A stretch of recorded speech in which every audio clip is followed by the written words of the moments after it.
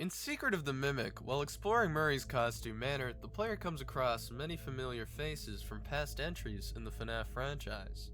We see early versions of most of the mediocre melodies: Roxy, Monty, Music Man, Fredbear, and Spring Bonnie, even the puppet, and of course, Circus Baby. What's that? You don't remember seeing Circus Baby in Secret of the Mimic? That's a little odd. She wasn't exactly easy to miss. I mean, she was all over the marketing. For Scott's sake, she's literally the game's mascot. They built a life-size statue of her.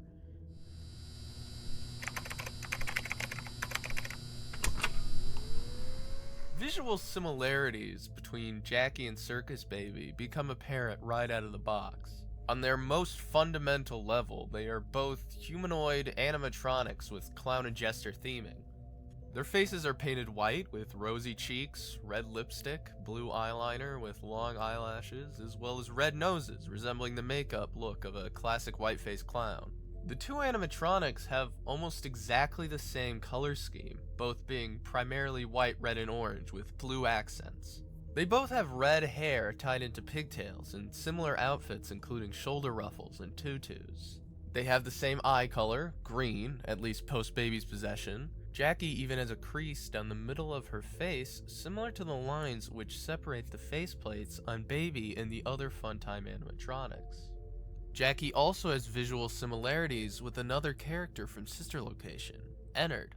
Like Circus Baby, Ennard has a white face and a bright red nose. Jackie and Ennard both have cone-shaped party hats as well as a singular red button on their chests. The fanning wires on Ennard's chest even somewhat resemble Jackie's bow tie. Jackie isn't the only character from Secret of the Mimic with ties to a Funtime adjacent animatronic. Big Top is pretty obviously an early version of Music Man, to the point I don't feel the need to list their similarities. I even mentioned it in the intro. Music Man has never actually been confirmed to be a Funtime animatronic, and he lacks their characteristic faceplates, but at the same time, it's hard to deny his resemblance to them. He has the same shiny outer shell as the Funtimes. He shares colors with Funtime Freddy and Foxy, and has the same circular speaker on his chest as them and Funtime Chica. Him and Funtime Chica are even a part of the same set in Pizzeria Sim. In the game, we also learn a lot about Chica's Party World, a restaurant which was first referenced in the source code of multiple Sister Location teasers, listed as a client of After Robotics. It's not unlikely that the reason Funtime Chica isn't present in Sister Location is that she was being rented out by Circus Baby's entertainment and rentals to the restaurant during the game's event. Chica's Party World and Circus Baby's Pizza World even have similar naming conventions. We only see what Chica's Party World was like as of 1979, and it's more than likely they would have rebranded at some point between then and Sister Location. Additionally, we meet Mr. and Mrs. Helpful, two bear animatronics who are very clearly the predecessors to Helpy, who bears a striking resemblance to Funtime Freddy. Their designs are nearly one-to-one, save for Funtime Freddy's faceplates, the speaker on his chest, and scale. Of course, Bon Bon is also absent, but Mr. and Mrs. Helpful are somewhat reminiscent of Bon Bon, seeing as they all resemble Hand Puppet. Moreover, the character Nurse Dolly somewhat resembles Circus Baby, just like Jackie. She has a segmented face, rosy cheeks, long eyelashes, and greenish eyes, just like Jackie and Baby. Additionally, her and Baby have similarly shaped noses and body types, and the symbol on the front of Dolly's dress resembles the fan on Baby's stomach. The placement is even the same. It becomes clear that William Afton likely took a fair deal of inspiration from Edwin Murray's creations, and reused a number of their design elements when creating the Funtime animatronics, but who's to say William stopped there? Perhaps he also repurposed some of the code Edwin created. Perhaps he repurposed one program in particular, a program we've become more and more acquainted with over the last few years. The Mimic Program.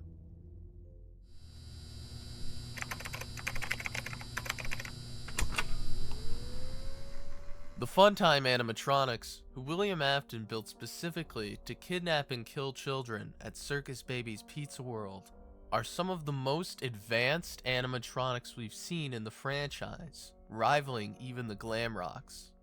Sister Location as a whole represents a major turn towards the more science fiction direction the franchise has taken since. We got hints of it in previous entries, but it was the first game that really embraced it. The Funtimes have what are probably the most unique endoskeletons out of any animatronics in the franchise.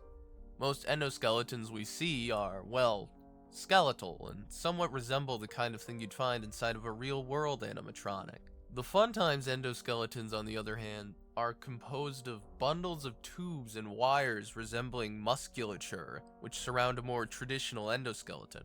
It's very interesting that they were given such weirdly anatomical inner workings. The prevalence of humanoid animatronics in Sister Location, which were a relatively rare sight previously, is also interesting. We'd only been introduced to 3 humanoid animatronics beforehand, all in FNAF 2. The Funtime Animatronics blueprints that we're able to access through Sister Location's Extras menu tell us about some more of the robot's interesting features. We see that Funtime Freddy has some kind of antenna inside of his top hat that serves as a proximity sensor and is used for grouping coordination. If I had to guess, I'd say it allows Freddy to communicate and coordinate with Bonbon and maybe even the other Funtimes wirelessly.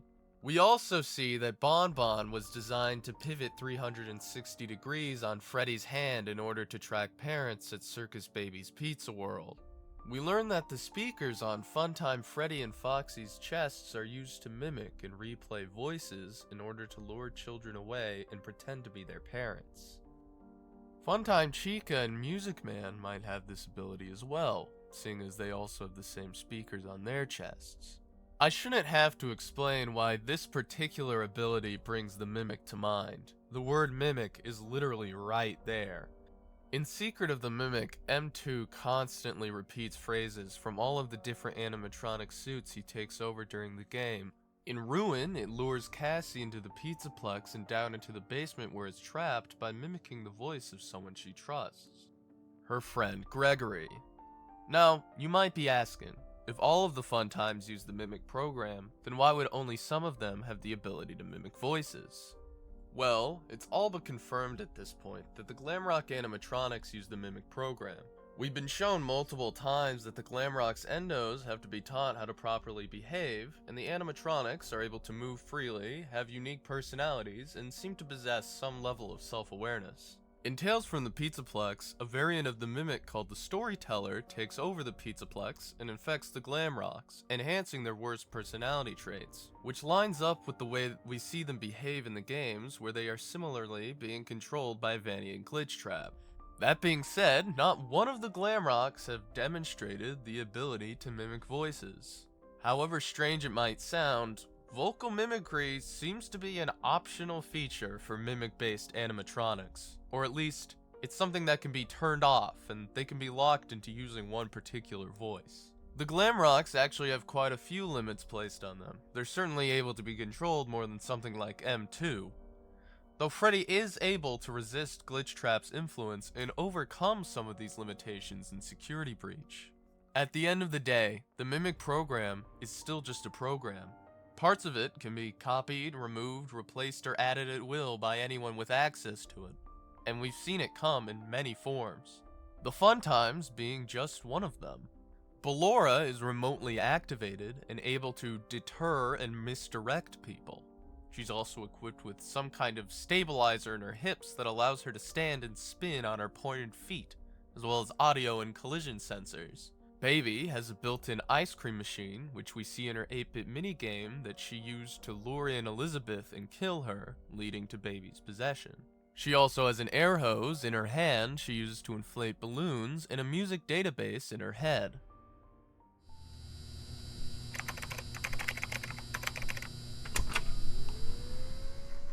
The Funtimes were the first animatronics we ever saw speaking, at least in full sentences. The closest we got before Sister Location was Balloon Boy saying, "Hello, hi," in FNAF 2. All of the main animatronics in the game, other than Funtime Foxy, who doesn't get a speaking role till UCN, have a number of lines. Funtime Freddy reacts to his surroundings and the player's presence, even addresses the player directly. "I see you over there in the dark! Come on out!" taunting us as he searches for us hiding in the shadows. I know you're over there somewhere. Funtime Freddy is deranged and sadistic, toying with his victims and laughing at their misfortune. He's also quick to rage and on constant high alert, eagerly awaiting any sign that his next victim has entered his vicinity.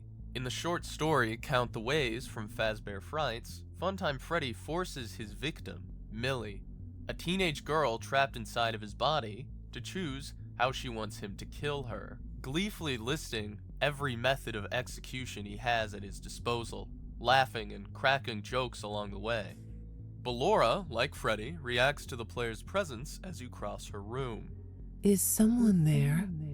Is it time for the show? I can hear someone creeping through my room. Perhaps not. This also shows us she doesn't act on instinct alone. She second guesses herself and evaluates her initial reactions to things. Later, during Sister Location's custom night, she sings, All I do is dance alone, but now I hear your flesh and bone. directly threatening the player. Circus Baby is by far the most talkative of the Funtimes. She speaks in a soft, calm voice that rarely rises above an almost hushed tone. The first thing Baby says to the player is, I don't recognize you. You are new. I remember this scenario, however. Right away, we learn that she's able to recall and recognize people and situations. This first line is also likely a lie. In Sister Location, we play as Michael Afton, the eldest Afton child, the only one who has not yet been killed by one of their father's creations. Baby is possessed by his sister, Elizabeth. It's doubtful that, even after all of the years since her death, she wouldn't recognize her own brother.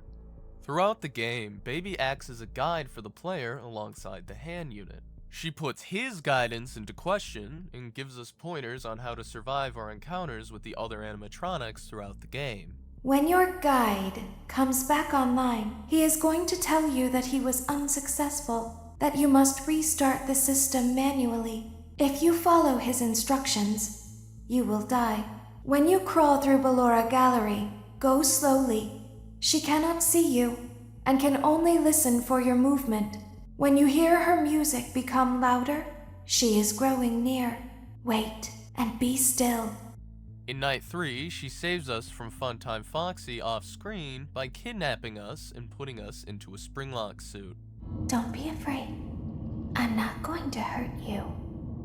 I am only going to keep you for a little while. Try not to wiggle, though. It isn't until the end of the game that we realize Baby's been manipulating us the entire time, and she'd only been helping us in order to gain our trust and keep us in one piece long enough for her and the other Funtimes to enact their plan to use our hollowed out body to escape Circus Baby's entertainment and rentals as entered. In Secret of the Mimic, F10N4 likewise manipulates the player by mimicking the voice of our boss at Fazbear Entertainment, who we only know as Dispatch and who suspiciously has the same voice as Hand Unit. Your goal going into Murray's Costume Manor is to acquire the Mimic schematics for Fazbear. As Dispatch, F10N4 guides us through the factory, and it's implied this isn't her first time leading a Fazbear technician in the same way. But we're the first to actually manage to download the schematics.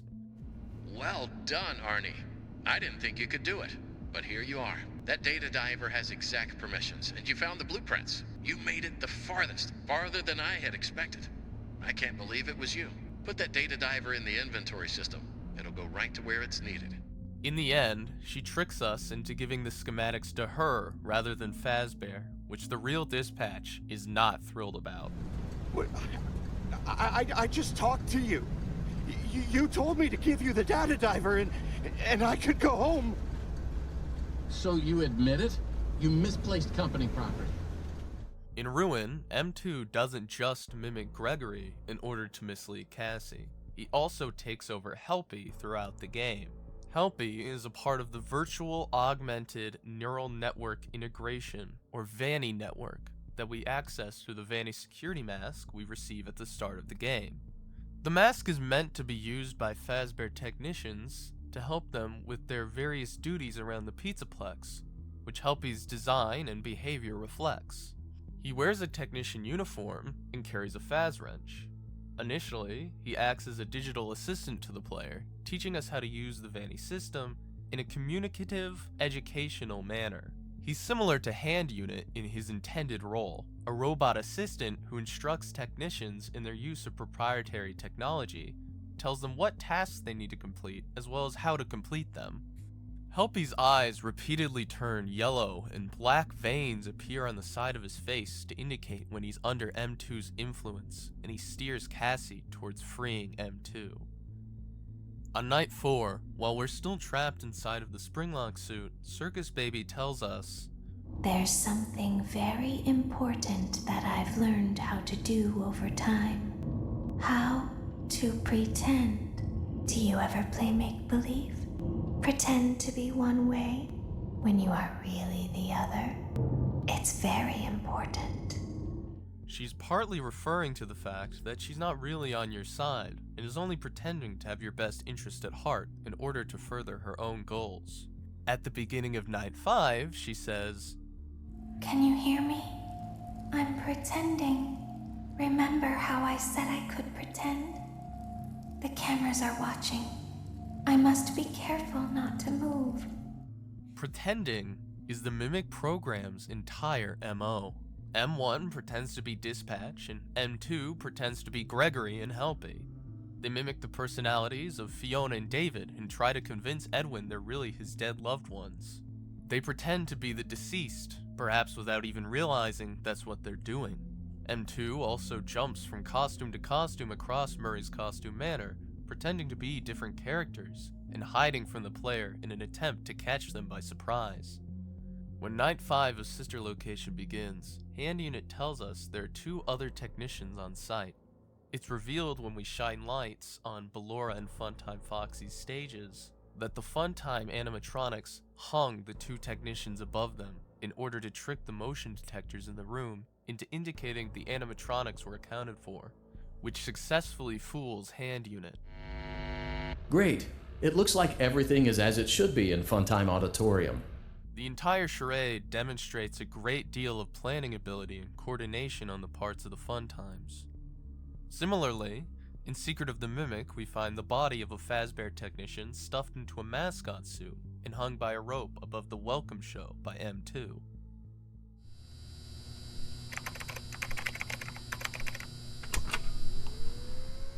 In the real ending of Sister Location, where we follow Baby's directions all through Night 5, she leads the player to the scooping room. Upon arrival, we see the outer shells of the Funtimes discarded on the floor, and Baby tells us, You are in the scooping room now. Funtime Foxy has already been here today. Funtime Freddy has already been here today. Ballora has already been here today. Circus Baby has already been here today. I've been out before, but they always put me back. They always put us back inside. There's nowhere for us to hide here. There is nowhere to go when we look like this. But if we looked like you, then we could hide. If we looked like you, then we would have somewhere to go. The scooper only hurts for a moment. She explains her plan as well as the motivations behind it and assures us before we're disemboweled by the scooper.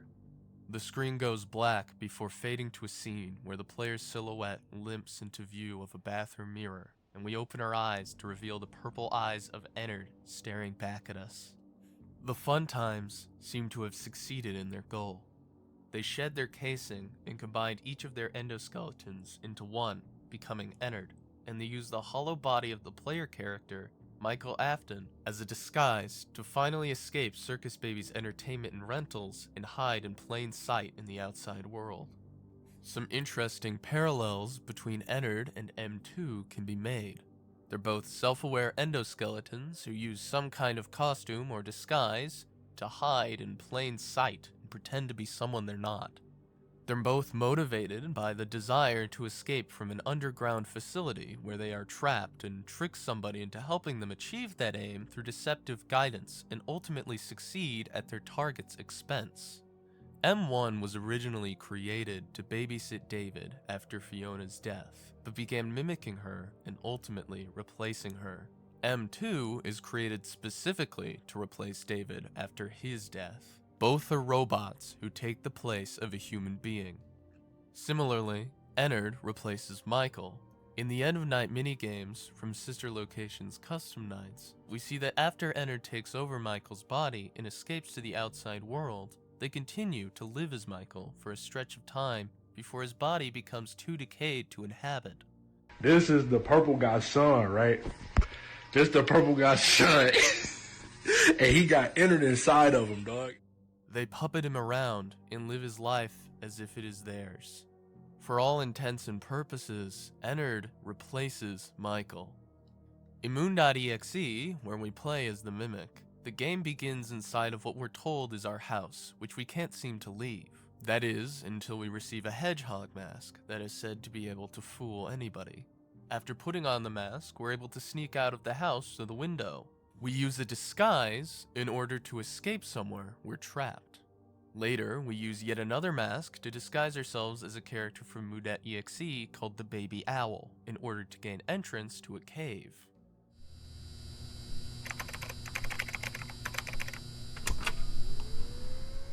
Elizabeth Afton has green eyes. After she's killed by Circus Baby and possesses the animatronic, its eyes change from their original blue color to match. This is very interesting, partly because it's, to my knowledge, the only instance of this happening in the franchise, at least as far as eye color is concerned. The only other time we see an outward cosmetic change like this appear on an animatronic due to possession is with the tears on the puppet's mask. It's also interesting because the color green has been consistently linked to the Mimic program. In Secret of the Mimic, M2's eyes flash green for a second after we reboot it with the data diver in the secret ending. Glitch Trap appears as green with purple eyes in Help Wanted, and the MXES entity glitches green and purple during its jump scare. In Ruin, when the player views ruined Foxy through the Vanny mask, her missing parts appear in a glowing green hologram-like state. Baby's two eye colors, blue and green, also curiously match the colors of the white tiger and David's two differently colored eyes. On Night 5 of Sister Location, Circus Baby directs us to remove a device of some kind from within a hatch on her arm before we send her off to the scooping room. Put the card into your handheld device, and I can continue to speak to you. She specifically describes the device as a card. It's a memory card. In the first 8 levels from Help Wanted 2, the player performs surgery on a Helpy animatronic. In one of the procedures we're tasked with performing on Helpy, we saw open his head, remove a burnt-looking, glowing red cartridge from a slot in his brain, and replace it with a new cartridge that glows green. These levels take place within the AR world while we're wearing the Vanny mask, meaning they don't actually take place in the real world, and that the Helpy we're performing surgery on is almost certainly meant to represent the AI Helpy we meet in the AR world in Ruin under the influence of M2. The memory card we remove from Baby and the cartridge we install in Helpy bear a striking resemblance. Their designs both include virtually the exact same pattern. 2 glowing green rectangles separated by 5 vertical black lines, all positioned on a gray rectangular setting. The likeness is undeniable, and as far as I can tell, this isn't just some common element found on data storage devices or computer chips in real life or anything like that. It had to be intentional. I think what they're trying to say with this detail is that Helpy contains a copy or iteration of whatever data or program is stored inside of Baby's memory card, and I think we have reason to believe that the program shared between the two animatronics is the Mimic program.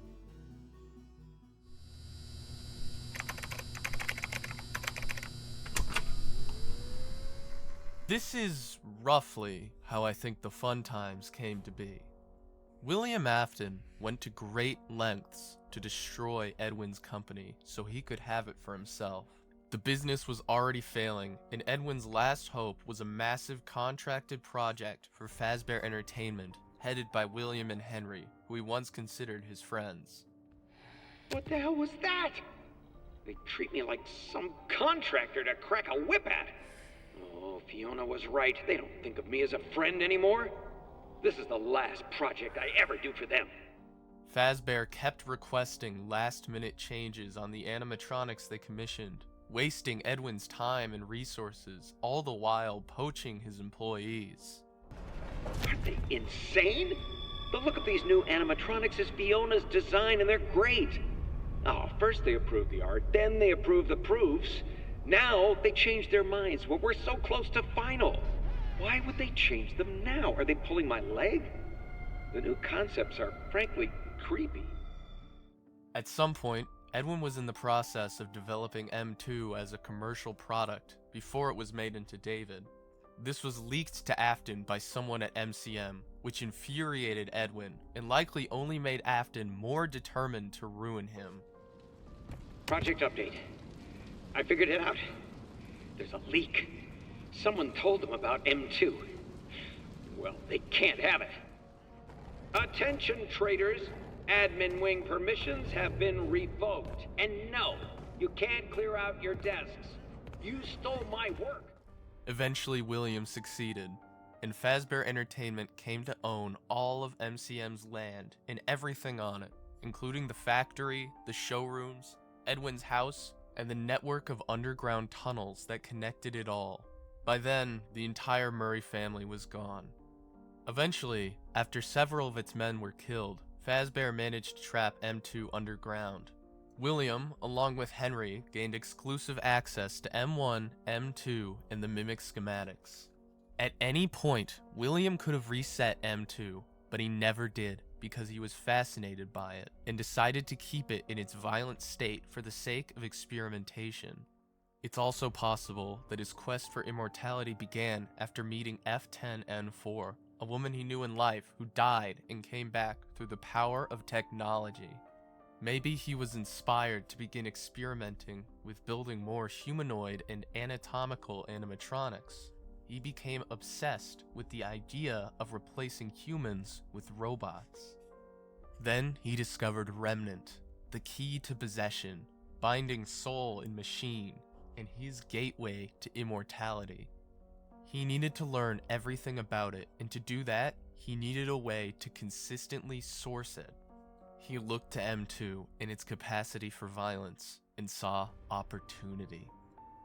Using the Mimic program and everything he learned, William created the Funtimes, the most advanced animatronics of their time, to kidnap and kill children as a means to further his twisted ends. There's no doubting what you've achieved on a technical level. These are clearly state-of-the-art. There are just certain design choices that were made for these robots that we don't fully understand. We were hoping that you could shed some light on those. She can dance. She can sing. She's equipped with a built-in helium tank for inflating balloons right at her fingertips. She can take song requests. She can even dispense ice cream. With all due respect, those aren't the design choices we were curious about, Mr. Afton. If you saw my last video, you know I think Henry was inspired by M1 when creating the puppet. In turn, I think William was inspired by M2 when creating the Funtimes. There's one character from Sister Location that I've only really mentioned in passing throughout this video, who has some odd connections with the Mimic of his own, whose voice has echoed through the franchise ever since his debut. But I have way too much to say about him to include in this video without distracting from the main idea. So he'll have to wait till next time for his turn in the spotlight. Speaking of next time, if you're interested in seeing more from me, make sure to subscribe to ensure you don't miss any future uploads. If you liked the video, leave a like. If you think the video deserves hype, send some its way, and if you have something to say, feel free to leave a comment down below. I've been Meatloafers, and I'm wishing you a Faz-tastic day.